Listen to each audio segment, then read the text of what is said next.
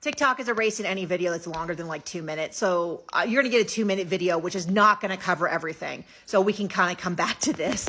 But she's talking about the fact that Kody was leaning toward loaning Meri money for the BnB, and then she thinks Robin talked him out of it, which is dead on. We saw that when they were moving from Utah to Vegas. He was going to leave on one day, and then all of a sudden he changed his mind. And Meri flat out said, "You went home with Robin and changed your mind, didn't you?" We also saw it with the kids wanting to go to a youth group.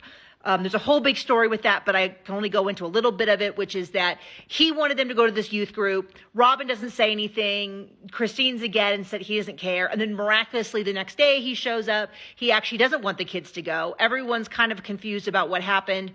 And we know Robin was against it because when Maddie said she didn't want to go to the AUB event, Robin was like, "You can change your religion when your frontal lobe is developed." So she was clearly not on board. She just held her tongue until Maddie baited her into saying something. Thank you, Maddie.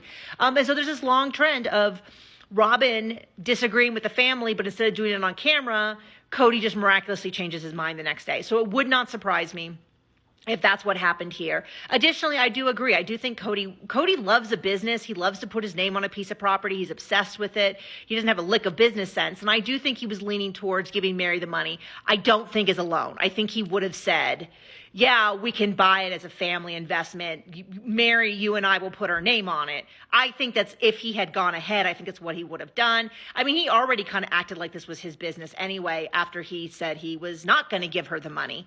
And that's also how we found out that he, in fact, had pulled out money for his own business. But I'm going to go back. I can't say right now without rewatching.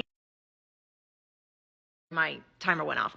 I can't say for a fact whether or not this is like the theory I want to go with long term, but there's a lot of evidence that this is like that this definitely could have happened. So I'm going to go back and watch.